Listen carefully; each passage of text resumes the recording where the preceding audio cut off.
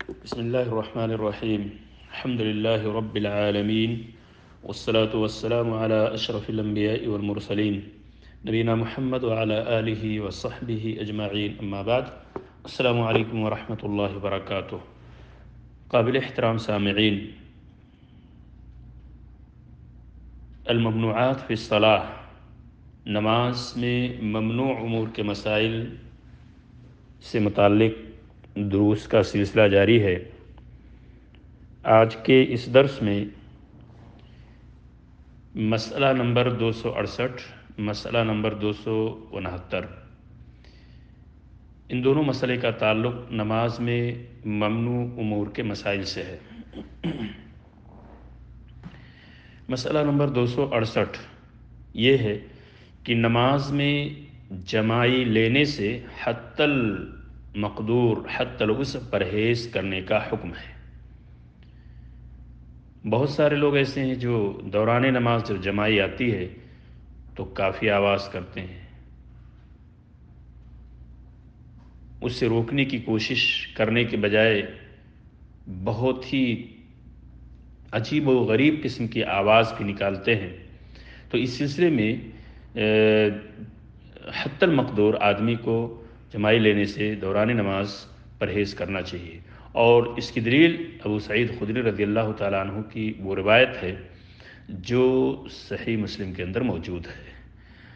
فعن ابی سعید الخدری رضی اللہ عنہ قال رسول اللہ صلی اللہ علیہ وسلم اذا تثاءب احدکم فی الصلاة فلیکذم ما استطاع فإن الشیطان يدخل۔ حضرت ابو سعید خدری رضی اللہ تعالیٰ عنہ سے روایت ہے کہ رسول اللہ صلی اللہ علیہ وسلم نے فرمایا، جب کسی کو نماز میں جماعی آئے تو اسے حتی المقدور روکے، کیونکہ اس وقت شیطان منہ میں داخل ہوتا ہے۔ اسے مسلم نے روایت کیا ہے۔ مسئلہ نمبر 269، نماز میں نگاہیں آسمان کی طرف اٹھانا منع ہے۔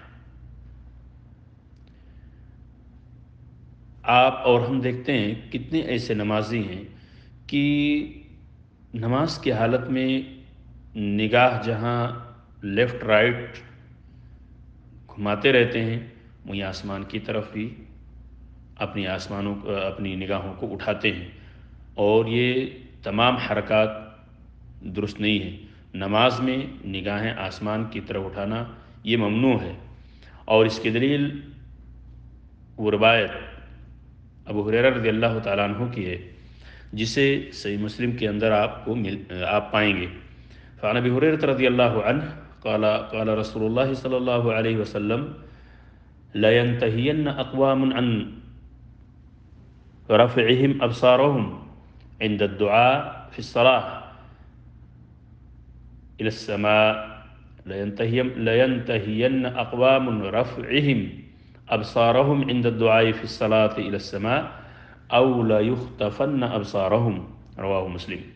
حضرت ابو ہریرہ رضی اللہ تعالیٰ عنہ کہتے ہیں رسول اللہ صلی اللہ علیہ وسلم نے فرمایا، لوگوں کو حالت نماز میں نگاہ آسمان کی طرف اٹھانے سے باز آ جانا چاہیے، ورنہ ان کی نگاہیں اچانک اچک لی جائیں گی۔ اسے مسلم نے روایت کیا ہے۔ اللہ تبارک تعالیٰ سے دعا ہے کہ اللہ تعالیٰ ہمیں